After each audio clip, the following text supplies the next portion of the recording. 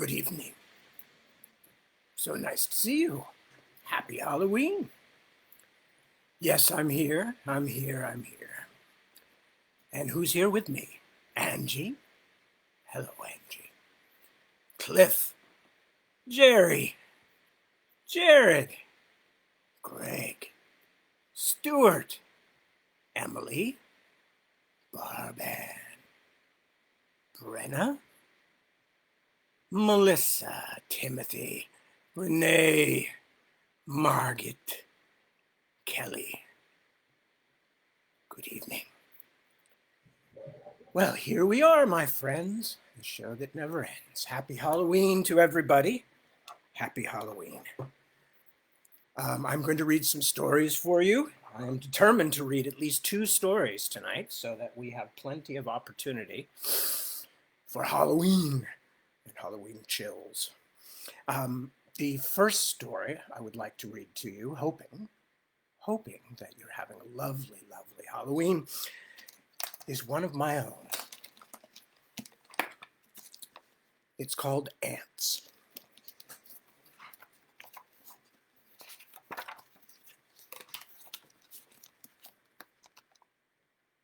It feels good to swing hard, to feel his muscles flex and the blade of the axe bite deep into the wood. It feels even better that it's the old apple tree, the one whose apples have never been any damn good, puny and sour. But the blossoms, she always says, it blossoms so nice. It makes the whole yard look pretty. Yeah, and who gives a crap about that? Well, today he's made his mind up. If there's one upside of having lost his job down at the salvage yard, it's that he doesn't have to pretend to care about anything around here that isn't pulling its weight. The apple tree is a perfect example. A few useless blossoms versus the need to bring down the heating bills next winter equals the tree is history. As he finishes setting the cut wood onto the pile, which is getting impressively high, he sees her watching from the window. Oh, God, that face. Like he was killing a family dog instead of just taking down an old eyesore of an apple tree. He gives her a mocking smile and wave, a little twiddle of the fingers. She turns away. He married her. He must have. Everybody tells him so. But he doesn't really remember it happening, and certainly doesn't remember why. Sometimes, listening to her complain about all the things that, according to her, he should have done and hasn't, or shouldn't have done, but did anyway, he has a sudden fantasy of just taking a big old swing at her with his fist, like something out of a Popeye cartoon, hitting her so hard she just flies away, and he never has to hear that voice again. He even sees it with a caption like one of those rumpled Xerox cartoons they used to pass around at the yard in the days before the internet. Bitch in space. That's just great, Carl, she tells him as he comes in and sets the axe in the corner of the kitchen. It needs to go out to the garage to be oiled and resharpened and put away properly. But he's going to have a beer first because he goddamn well deserves it. He wipes sweat from his face and the back of his neck. Maybe 2 beers. He's only had a couple today so far, and it is Saturday. Is there some law that says you have to have a job to enjoy a few beers on Saturday? What the hell are you talking about? Just great.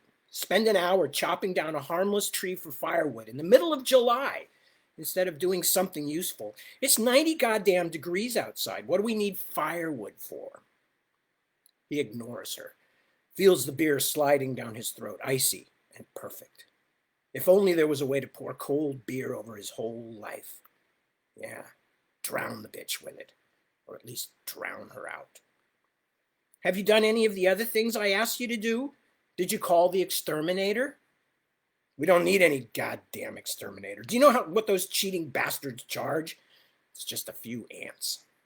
Just a few? She stares at him like he's crazy. If you were ever in here for any longer than it takes to open another beer, you might have noticed that we're being overrun by the creepy little things. Look! She's waving her arm like her turn indicator's broken. He rolls his eyes, which just makes her more pissed off. Look in that sink, damn you. He takes a long swallow of his beer, hitches his pants up, rubs some sweat from the small of his back, and ambles over to the sink. It really would be nice just to plant her one. A shot in the nose to straighten her right up. Yeah, he'd probably go to jail. That's the way things are nowadays, but oh my God, it would be like a dream come true. So what? Do you happen to notice about 1,000 ants in there? She points at them like he's stupid, like he really doesn't see them. And in the cabinets, and on the table, and all over the floor. It's gross, Carl. It's goddamn gross and disgusting. I can't walk across the kitchen without stepping on hundreds of the things. So why do you want to pay an exterminator if you're doing it yourself? A good one. He laughs. She slaps him stingingly on the arm. You're not funny, you mean bastard. For an instant, just an instant, but it rushes through him like a wildfire. He almost does hit her. Things go a little bit upside down, like when he sometimes gets up too quick, gets dizzy, and almost falls. Don't you ever do that again, he tells her with enough of his true feelings in his voice that she backs away a few steps, like a dog trying to decide whether to bolt. I want those things out of here, Carl, she says, but whining now like a stuck-up kid. They're disgusting. Oh, they're in the sink. Isn't that too bad, he says, mocking her. Did it ever occur to you, you lazy bitch, that all you have to do is turn on the water and wash them down the drain? He does, using the rinsing hose to send all the leggy little black creatures sliding and swooshing away to watery death. Bye-bye, you little fuckers. He turns to her. See? Problem solved. She's gone pale now, her face cold and hard. She hates it when he calls her bitch, as if it wasn't the best possible name for someone like her, someone who was pretty damn cute in high school, but has long since gone fat and mouthy, just like her chain-smoking, vodka-gargling mother, but who also puts on airs like she's too good for him because she watches Oprah and reads an occasional book. Why are you so hateful, Carl? It's not just ants in the sink. Her voice starts to rise. What about the ones on the floor? What about the ones on the counter and in the damn cabinets and in the goddamn sugar bowl, Carl? Huh? What about that? Why don't they think? He wonders. Why can't they think? Because all this Oprah, Dr. Phil, everything's about feelings bullshit clouds their minds. That's why.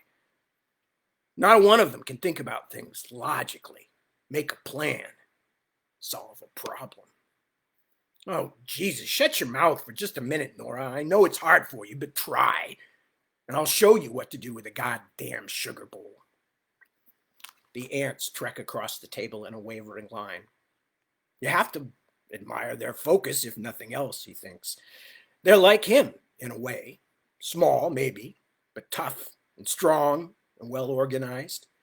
They're carrying little grains of sugar from the bowl across the table and down onto the floor, then off to their nest or hive or whatever they have. It's kind of funny, really. If you're an ant, finding that sugar bowl must be like winning the lottery. He put his hand under the sugar bowl to lift it. The plastic table cover is sticky, and it grabs at the hairs on the back of his hand. Something hot and red flares in him again. No wonder we got ants everywhere. This place is filthy. Now pay attention, stupid, and I'll show you something. Ants in the sugar bowl, big problem? I don't think so. He goes to the sink and dumps out the sugar. Stands for a moment, sweat on his face and his heart beating strangely as he watches the little black shapes dig out of the pile of white crystals on the floor of the basin. Then he sluices them away with the rinsing hose.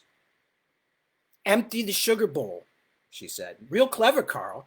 God, it's just like you always say, men are just smarter. I wonder why I never thought of it. And when I want to put sugar in my coffee or on my cereal, why, I'll just go scrape it out of the drain. Brilliant. He isn't going to look at her because if he does, he's probably going to smack the shit out of her. He only ever did it once before when they were first together. She came back from her mother's after 2 weeks and they didn't talk about it again. She hadn't seen Oprah in those days. Just because you don't use sugar doesn't mean I don't want to use it, Carl. She was still using that voice, the one that made his hairs stand on end. They're into the sugar bag in the cabinet too, but I'm sure you thought of that already with your superior male logical intelligence. So tell me, Mr. Spock, am I just supposed to give up sugar entirely? Wouldn't do you any harm, you fat bitch, he thinks. His head hurts and he really doesn't want to talk anymore. He wants another beer, maybe 2. Shit, maybe 4. And then he wants to go sit in the living room and watch the baseball game or wrestling or anything that means he won't have to think about any of this. Shut up and look, he tells her. Just shut up. I'm warning you. Mr. Spock, huh? Compared to the crap that fills her head, he is an alien genius. His teeth are clenched now, so hard that it's making the headache worse. He rinses the sugar bowl, dries it off with a paper towel, then refills it from the sugar bag after flicking off a few 6-legged explorers. It's the hot weather. The ground gets dry and the little bastards come in looking for water, but then find out where all the good stuff is. Little shits. His moment of identification with the ants is long gone. Just somebody else who wants to rip him off. When the clean, dry sugar bowl is full of clean, dry sugar, he takes it to the dishes cabinet and rummages around until he finds a bowl large enough for it to sit in comfortably. Then, with it nesting there like a small boat in a bigger boat, he fills the outer bowl with water and holds the whole arrangement out for Nora to see. Get it? He points to the inch-wide span of water now ringing the sugar bowl. Carl is pleased to get the last word for once. He couldn't have proved his case against her lazy thinking more completely if he'd had a chance to prepare in advance. There's absolutely no way for her to refute this evidence. It's like a moat around a castle, see? The ants can't get to the sugar bowl. They try to cross the water, they drown. No ants in the sugar. Get it, Nora? Get it? He's about to set the sugar bowl back on the table when he remembers the stickiness that had sucked at his arm. He wipes the sweat from his forehead. Bad enough the heat, but the whole goddamn house is sticky too. Ants, the way she cleans, they probably have roaches. Carl puts the sugar bowl up on top of the refrigerator, then pulls the plaid cover off the kitchen table and holds it out toward her. Go on, make yourself useful. Clean this shit up. The ants won't even want to get on the table. It's only because you keep this place like a pigsty. He picks up his axe and starts toward the garage. The headache is beginning to ease. You bastard, she shrieks. You stupid, ignorant bastard. Those damn ants are everywhere. What am I supposed to do? Bring in the hose and just fill the house with water? Is that what you're saying? He's not going to argue anymore. He showed her. He shut her up. So why won't she stay that way? Don't walk out on me. She's screaming louder now. That voice like a dentist drill. He swears he can feel it buzzing in his fillings. Don't you dare. Shut your damn mouth or I'll slap you silly. He tries to get the garage door open, but she's blocking his path. He grabs her arm and yanks her out of the way. The garage beckons like a cave. Dark and cool. Quiet and safe. Then he feels her fingernails in the skin of his neck, burning, sharp in her other hand, in a rude little fist, smacking away at the back of his head. Don't you dare turn your back on me, Carl Egger, you ignorant pig. Don't you dare, don't you? And suddenly something just expands inside him. A great hot plume like the blast that leveled Hiroshima. He can feel it blaze up through the whole length of his upper body, out of his guts and up his spine and out the top of his head, rising like a mushroom cloud. He has the axe in his hand, and suddenly everything has turned hot. The very air is blazing like an oven. Everything is flow and noise and movement, and all of it is glowing red. A single hot, moving, expanding thing with him helpless in its midst, helpless but laughing as the axe rises and falls over and over again. Each time it strikes, it makes a sound. Scutch, scutch, scutch, as satisfying as sinking a steak knife into a thick porterhouse. He can't stop laughing. Heat and the glory is pounding. The pounding! He feels like he is hammering the world in half. For a long time after he has finished swinging, Carl only stands, the axe now hanging in his hands heavy as an iron girder. His limbs tingle, even his scalp prickles. He is drained, as bonelessly weary as if he has just had a 10-minute orgasm.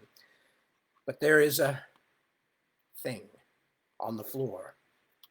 No, many things. One big and the rest in all kinds of sizes and shapes. It's hard to make out details because the kitchen is very messy. The walls are spattered and dripping red. Red everywhere. The exhilaration is beginning to wear off. He sinks into a crouch in the middle of one of the larger scarlet puddles. The strangest, thickest, saltiest smell is in his nose.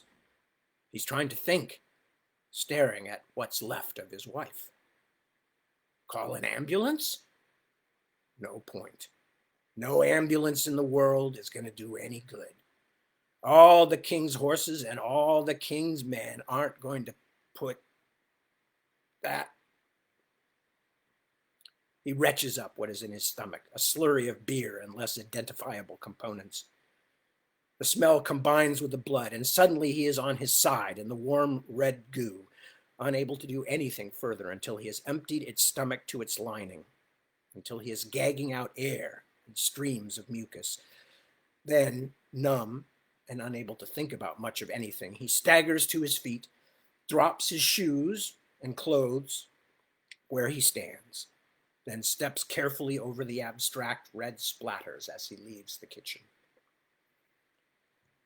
He stands under the shower for what seems like hours, hoping in a hopeless kind of way, like a superstitious child, that if he waits long enough and lets enough water run over him when he goes back to the kitchen, things will be different. But of course they are not. He stands, shivering, looking down at the bloody meat and bone, the scatter of pieces that had seemed so inevitably connected once, but now seem as random as an emptied bowl of stew. His stomach lurches again, but there is no longer anything in it to throw up. Think, he tells himself, think. Don't panic. That's when people make mistakes. Don't think with your emotions. Be a man. Be logical. First things first, the shower was a mistake. He shouldn't have left the room. The police, they have all this equipment now, special lights and chemicals to detect bloodstains, even stains that are so small or so old you can hardly see them. He'll put his shoes back on and stay in the kitchen. And if he has to go anywhere else, he'll leave the shoes here so he doesn't track any blood. But he has to leave the room almost at once because the blood is pooled everywhere across the floor, right to the baseboards. He doesn't think it will soak through the vinyl flooring, but at the edge of the floor, it will definitely get into the gaps between flooring and walls, and that will be that. So he goes to the garage and gets a big plastic tarp left over from camping, and then, back in the kitchen, gingerly lifts the largest piece up onto it. It is surprisingly heavy for only part of a person. Then begins piling the other decent-sized chunks onto the plastic as well.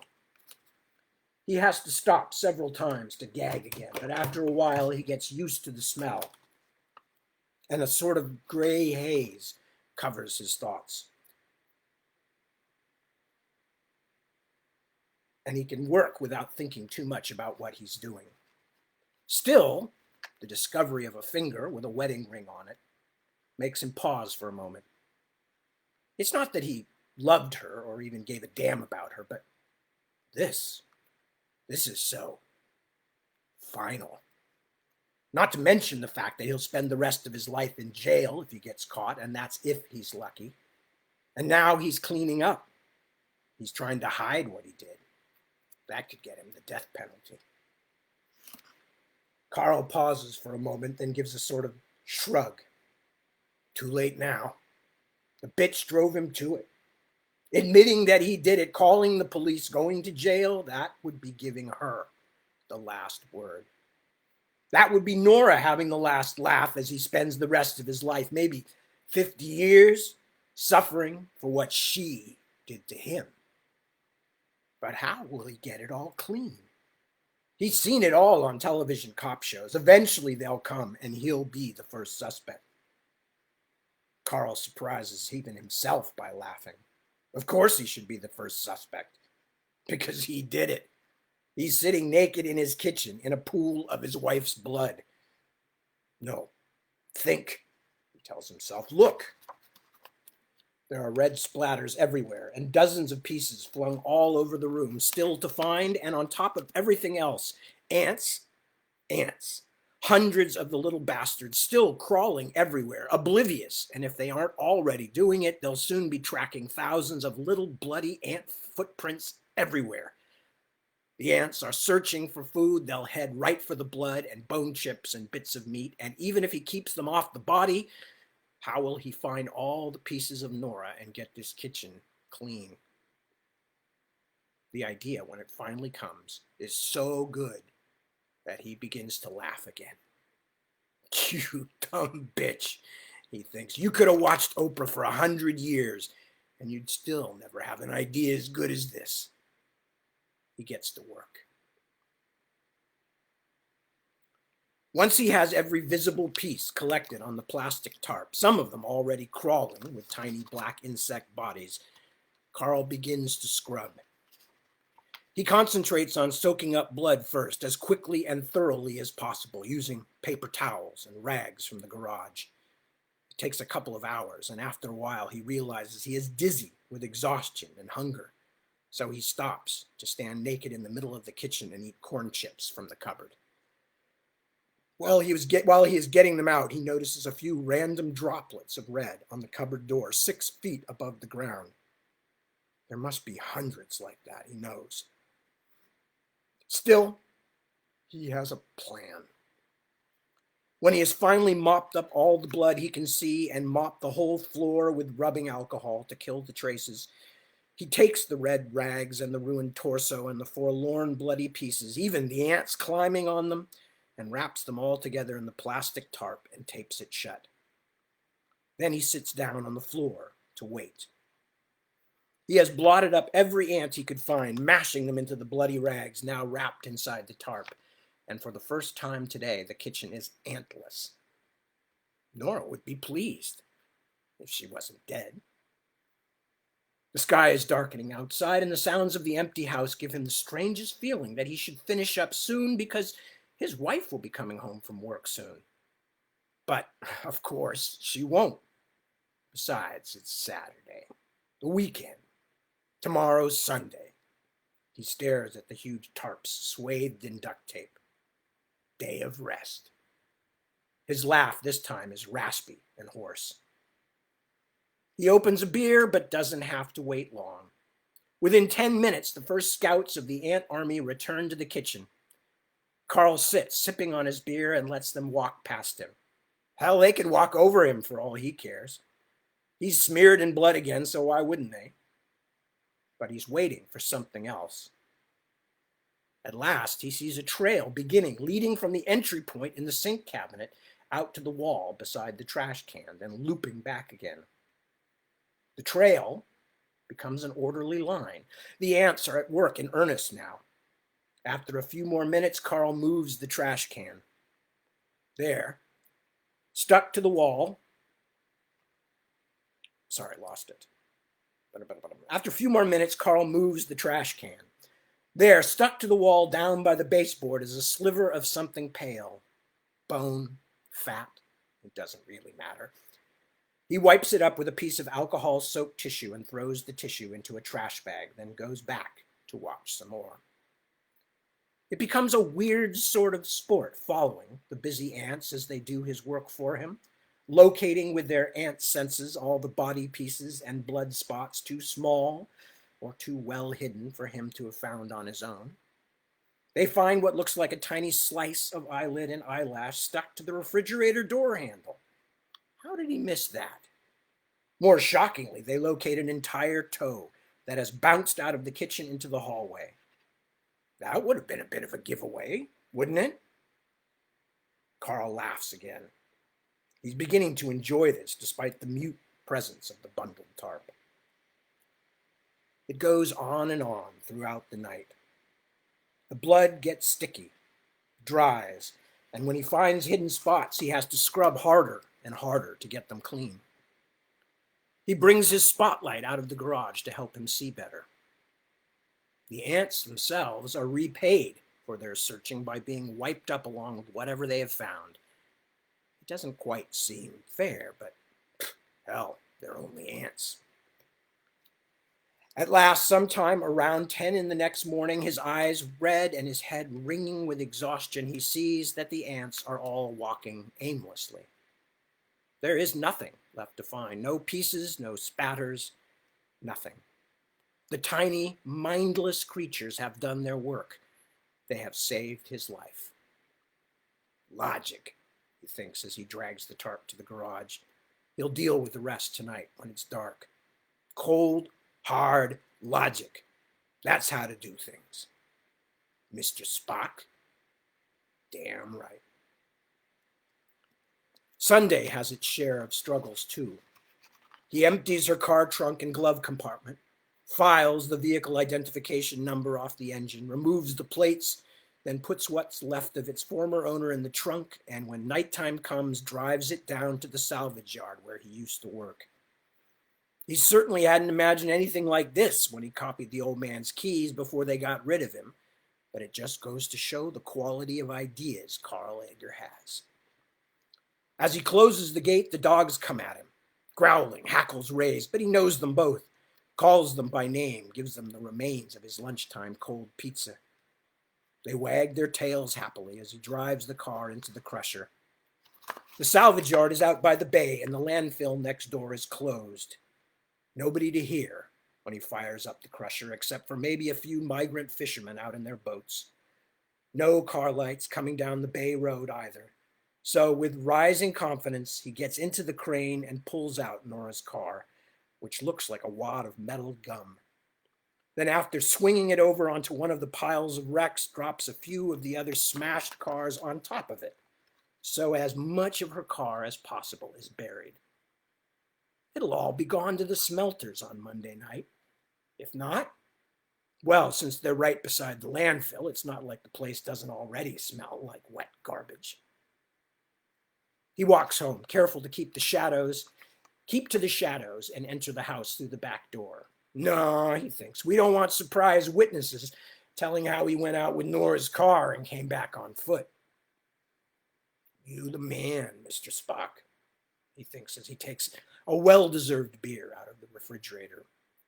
He's suddenly single. The house is quiet, and with all this cleaning, he's managed to drive the ants out of the kitchen, too. Oh, yeah, you the man.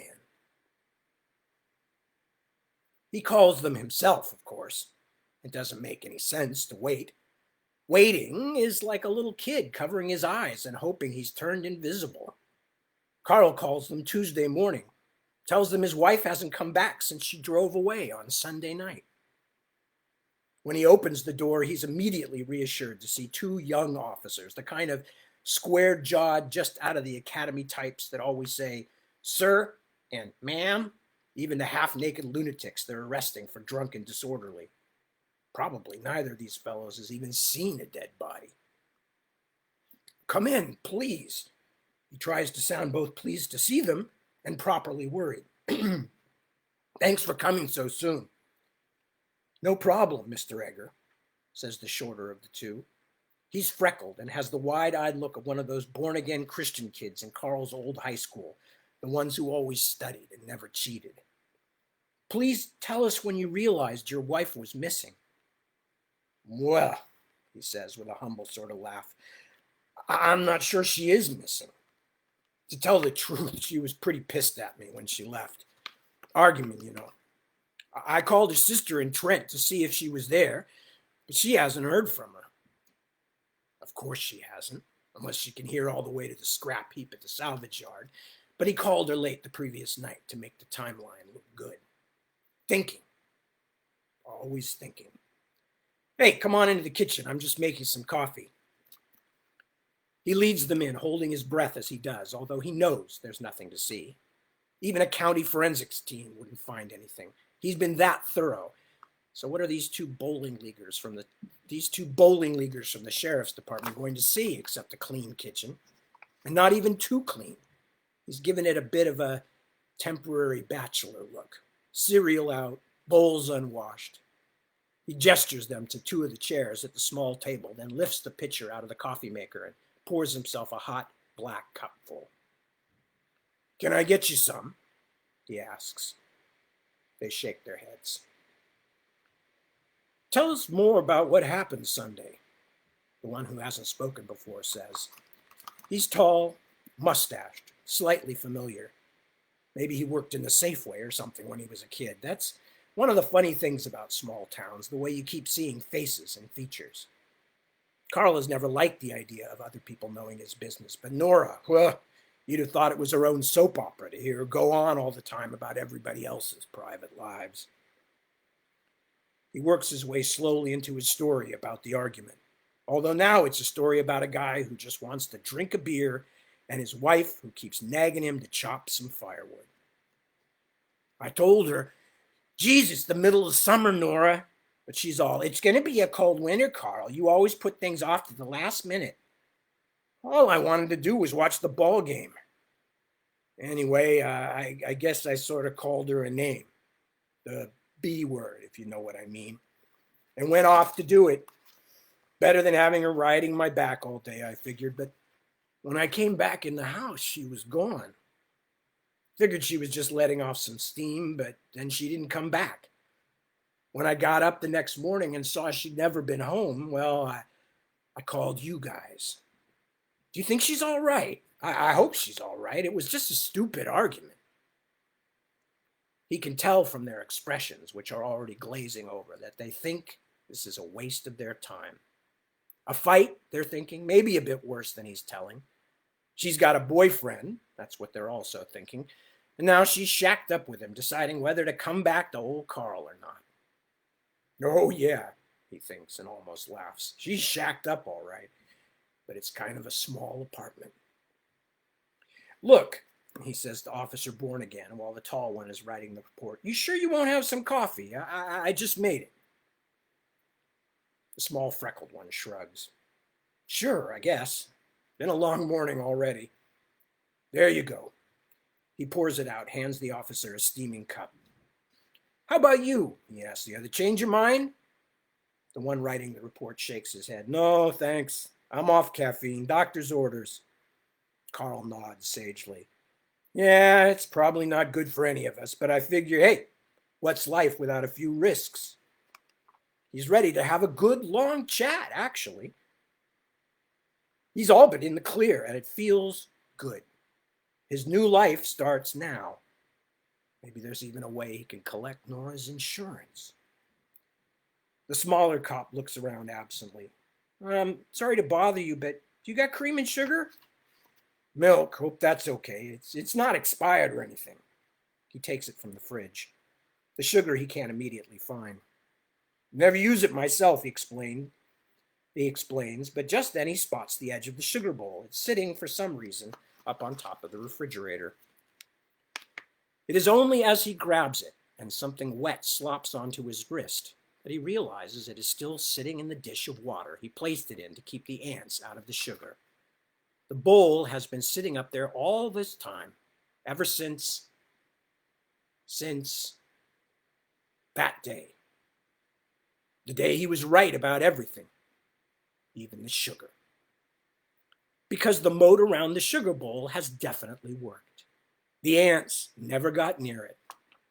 Carl can see that clearly as he sets it down on the table in front of the freckled cop, because there, in full view, perched on a mound that is snowy white, except for the crusted bit of sugar at the top that has gone brown with dried blood, lies the severed tip of one of Nora's fingers, nail and all.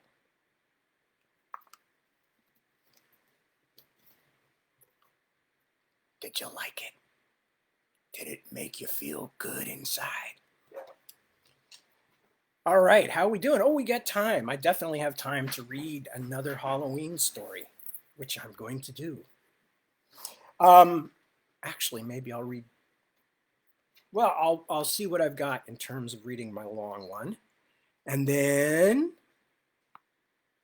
I'll see if we got any more time, and if we do, I'll read something else. I'll probably have something short to read. That, by the way, for those of you who don't already know that story, that was one of my stories. It's called Ants. It was published as part of the collection called A Stark and Wormy Night. And that was published by Subterranean Press. The very nice people at Subterranean Press published this, and they're always worthy of your support. So you will buy books from those nice people. No, okay. It's not fair to use the Bela Lugosi hands. Not fair. I mean, you people are mere mortals. All right, I'm going to read another story. This is from, not me, but a much better known writer, Ray Bradbury. And this is from the October Country, and this story is called The Emissary. Let me see what I can do about this light. Whoops. All right, hang on. I'm still here.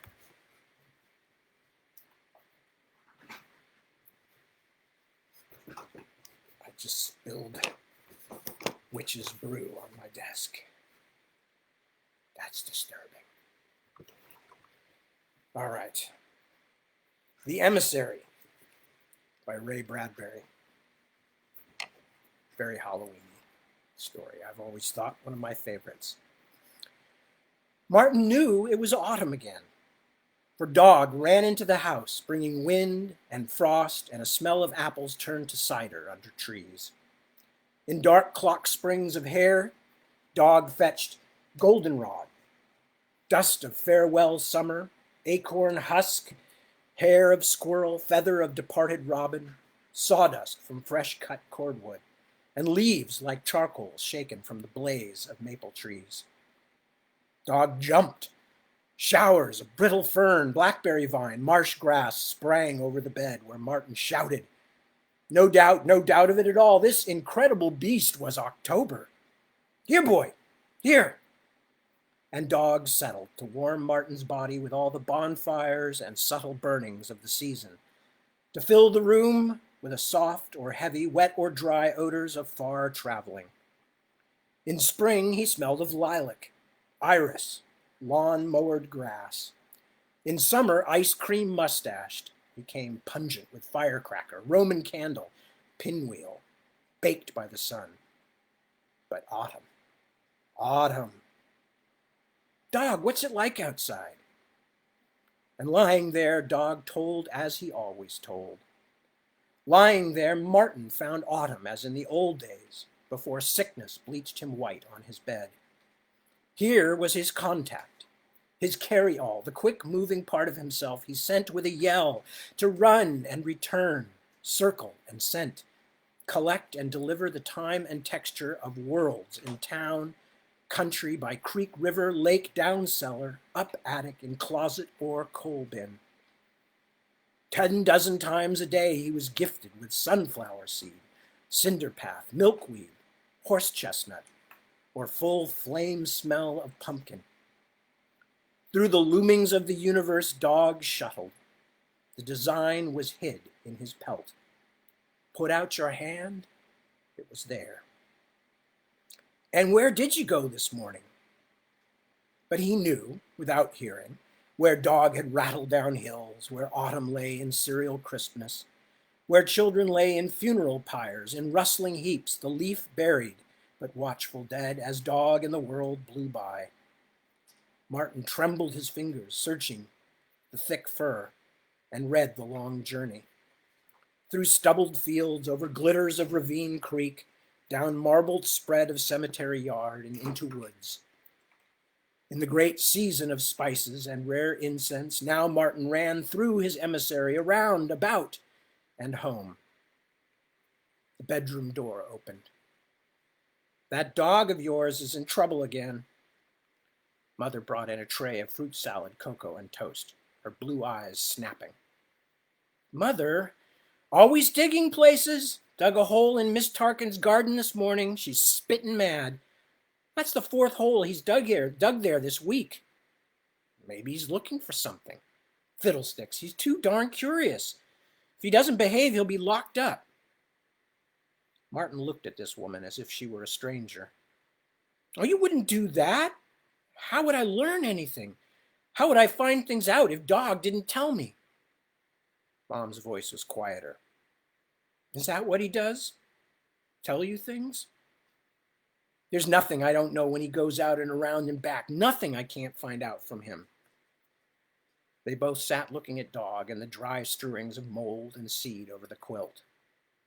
Well, if he'll just stop digging where he shouldn't, he can run all he wants, said Mother. Here, boy, here. And Martin snapped a tin note to the dog's collar. My owner is Martin Smith, 10 years old, sick in bed. Visitors welcome. Dog barked. Mother opened the downstairs doors and let him out. Martin sat, listening. Far off and away, you could hear Dog run in the quiet autumn rain that was falling now. You could hear the barking, jingling fade, rise, fade again as he cut down alley, over lawn, to fetch back Mr. Holloway and the oiled metallic smell of the delicate snowflake interiored watches he repaired in his home shop. Or maybe Dog would bring Mr. Jacobs, the grocer, whose clothes were rich with lettuce, celery, tomatoes, and the secret tinned and hidden smell of the red demon stamped on cans of deviled ham. Mr. Jacobs and his unseen pink meat devils waved often from the yard below. Or Dog brought Mr. Jackson, Mrs. Gillespie, Mr. Smith, Mrs. Holmes, any friend or near friend, encountered, cornered, begged, worried, and at last shepherded home for lunch or tea and biscuits. Now, listening, Martin heard Dog below, with footsteps moving in a light rain behind him. The downstairs bell rang. Mom opened the door, light voices murmured.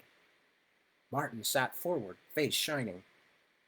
The stair treads creaked. A young woman's voice laughed quietly.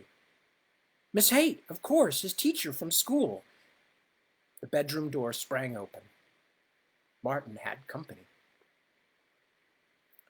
Morning, afternoon, evening, dawn and dusk, sun and moon circled with Dog, who faithfully reported temperatures of turf and air, color of earth and tree, consistency of mist or rain, but most important of all, brought back again and again Miss Haight. On Saturday, Sunday, and Monday, she baked Martin orange iced cupcakes, brought him library books about dinosaurs and cavemen. On Tuesday, Wednesday, and Thursday, somehow he beat her at dominoes. Somehow she lost at checkers, and soon she cried he'd defeat her handsomely at chess. On Friday, Saturday, and Sunday, they talked and never stopped talking. And she was so young and laughing and handsome, and her hair was a soft, shining brown like the season outside the window, and she walked clear, clean, and quick, a heartbeat warm in the bitter afternoon when he heard it. Above all, she had the secret of signs and could read and interpret Dog and the symbols she searched out and plucked forth from his coat with her miraculous fingers. Eyes shut, softly laughing, in a gypsy's voice, she divined the world from the treasures in her hands. And on Monday morning, Miss Haight was dead. Martin sat up in bed slowly. Dead? He whispered. Dead, said his mother. Yes, dead. Killed in an auto accident a mile out of town. Dead. Yes, dead. Which meant cold to Martin, which meant silence and whiteness and winter come long before its time. Dead, silent, cold, white. The thoughts circled around, blew down, and settled in whispers. Martin held Dog, thinking, turned to the wall. The lady with the autumn-colored hair, the lady with the laughter that was very gentle and never made fun, and the eyes that watched your mouth to see everything you ever said. The other half of Autumn Lady, who told what was left untold by dog about the world. The heartbeat at the still center of gray afternoon. The heartbeat fading. Mom? What do they do in the graveyard, Mom? Under the ground? Just lay there? Lie there. Lie there? Is that all they do? Doesn't sound like much fun. For goodness sake, it's not made out to be fun. Why don't they jump up and run around once in a while if they get tired lying there? God's pretty stupid. Martin! Well, you'd think he'd treat people better than to tell them to lie still for keeps. That's impossible. Nobody can do it. I tried once. Dog tries. I tell him, dead dog. He plays dead a while, then gets sick and tired and wags his tail or opens one eye and looks at me bored. Boy, I bet sometimes those graveyard people do the same, huh, dog? Dog barked. Be still with that kind of talk, said Mother. Martin looked off into space. But that's exactly what they do, he said. Autumn burnt the trees bare and ran Dog still farther around, fording creek, prowling graveyard as was his custom, and back in the dusk to fire off volleys of barking that shook windows wherever he turned. In the late last days of October, Dog began to act as if the wind had changed and blew from a strange country. He stood quivering on the porch below. He whined, his eyes fixed at the empty land beyond town. He brought no visitors for Martin. He stood for hours each day as if leashed, trembling, then shot away straight as if someone had called. Each night he returned later with no one following. Each night Martin sank deeper and deeper in his pillow. Well, people are busy, said Mother.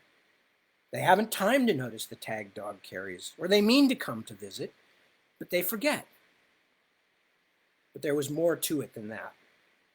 There was the fevered shining in Dog's eyes, and his whimpering tick late at night in some private dream, his shivering in the dark under the bed. The way he sometimes stood half the night looking at Martin as if some great and impossible secret was his, and he knew no way to tell it, save by savagely thumping his tail, or turning in endless circles, never to lie down, spinning and spinning again. On October 30th, Dog ran out and didn't come back at all. Even when after supper, Martin heard his parents call and call, the hour grew late. The streets and sidewalks stood empty. The air moved cold about the house, and there was nothing.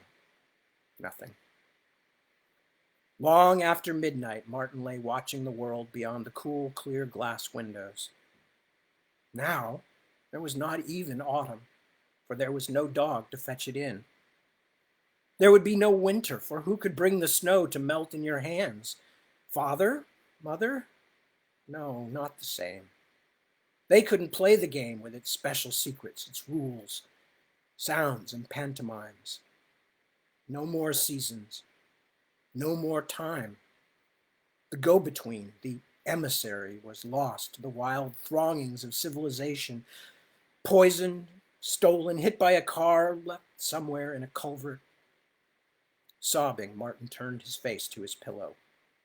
The world was a picture under glass, untouchable. The world was dead. Martin twisted in bed, and in 3 days, the last Halloween pumpkins were rotting in trash cans. Papier-mâché skulls and witches were burnt on bonfires, and ghosts were stacked on shelves with other linens until next year. To Martin, Halloween had been nothing more than one evening when tin horns cried off in the cold autumn stars. Children blew like goblin leaves along the flinty walks, flinging their heads or cabbages at porches, soap-writing names or similar magic symbols on icy windows. All of it as distant, unfathomable, and nightmarish as a puppet show seen from so many miles away that there is no sound or meaning. For 3 days in November, Martin watched alternate light and shadow sift across his feeling. The fire pageant was over forever. Autumn lay in cold ashes. Martin sank deeper, yet deeper, in white marble layers of bed, motionless, listening, always listening. Friday evening, his parents kissed him goodnight and walked out of the house into the hushed cathedral weather toward a motion picture show. Miss Tarkins from next door stayed on in the parlor below until Martin called down he was sleepy, and she took her knitting off home. In silence, Martin lay following the great move of stars down a clear and moonlit sky, remembering nights such as this when he'd spanned the town with dog ahead, behind, around about, tracking the green plush ravine, lapping slumberous streams gone milky with the fullness of the moon, leaping cemetery tombstones while whispering the marble names. On, quickly on, through shaved meadows where the only motion was the off-on quivering of stars, to streets where shadows would not stand aside for you, but crowded all the sidewalks for mile on mile. Run now, run, chasing, being chased by bitter smoke, fog, mist, wind, ghost of mind, fright of memory. Home, safe, sound, snug warm, asleep. 9 o'clock. Chime. The drowsy clock in the deep stairwell below. Chime. Dog, come home and run the world with you. Dog, bring a thistle with frost on it, or bring nothing else but the wind. Dog, where are you? Oh, listen now. I'll call. Martin held his breath. Way off, somewhere, a sound. Martin rose up, trembling. There, again, the sound. So small a sound, like a sharp needle point brushing the sky long miles and many miles away. The dreamy echo of a dog barking. The sound of a dog crossing fields and farms, dirt roads and rabbit paths, running, letting out great barks of steam, cracking the night.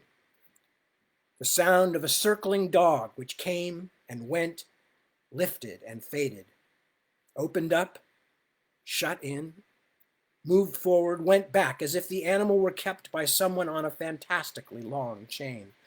As if the dog were running and someone whistled under the chestnut trees in mold shadow, tar shadow, moon shadow, walking, and the dog circled back and sprang out again toward home. Dog, Martin thought. Oh, dog, come home, boy. Listen, oh, listen, where you been? Come on, boy, make tracks. 5, 10, 15 minutes. Near, very near. The bark, the sound. Martin cried out, thrust his feet from the bed, leaned to the window. Dog! Listen, boy, dog! Dog, he said it over and over. Dog! Dog, wicked dog, run off and gone all these days. Bad dog. Good dog. Home, boy, hurry, bring what you can. Near now, near. Up the street, barking to knock clabbered house fronts with sound. Whirl iron clocks on rooftops in the moon, firing off volleys. Dog! Now at the door below. Martin shivered. Should he run?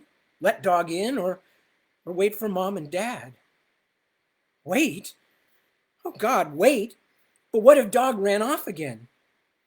No, he'd go down, snatch the door wide, yell, grab dog in, and run upstairs so fast, laughing, crying, holding tight, that dog stopped barking. Hey! Martin almost broke the window, jerking to it. Silence, as if someone had told dog to hush now. Hush, hush. A full minute passed. Martin clenched his fists. Below, a faint whimpering. Then, slowly, the downstairs front door opened. Someone was kind enough to have opened the door for Dog. Of course, Dog had brought Mr. Jacobs or Mr. Gillespie or Miss Tarkins or... The downstairs door shut. Dog raced upstairs, whining, flung himself on the bed. Dog, dog, where have you been? What have you done, dog? Dog! And he crushed Dog hard and long to himself, weeping. He laughed and shouted, Dog! But after a moment he stopped laughing and crying suddenly. He pulled back away. He held the animal, and looked at him, eyes widening. The odor coming from Dog was different. It was a smell of strange earth. It was a smell of night within night, the smell of digging down deep in shadow through earth that had lain cheek by jowl with things that were long hidden and decayed. A stinking and rancid soil fell away in clods of dissolution from Dog's muzzle and paws. He had dug deep. He had dug very deep indeed.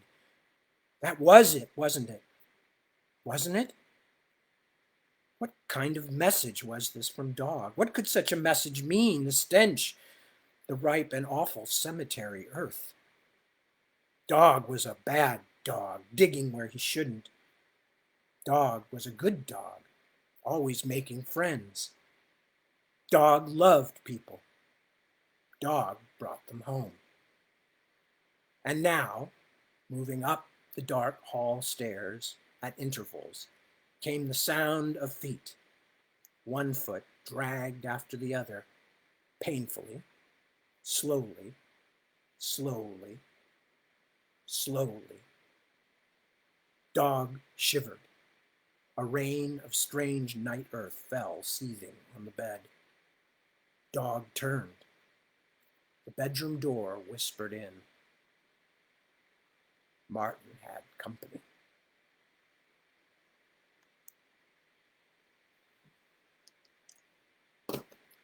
And that's the end of that one. Martin's teacher came back. Now there's a lockdown story we can all appreciate. Teachers that make house calls. Anyway, so we are almost at 8 o'clock. Those of you in my time limit, my time frame, my time zone, probably still have Halloween things to do. I still have Halloween things to do. I have trick-or-treaters to treat. In the meantime, until we meet again next Sunday, back to our old regular times, because Halloween will be over. Everything will be back to the way it was. So, until that time, I hope you will all lock your doors. And never, never, never question. Because when you question, sometimes you get answers. Happy Halloween.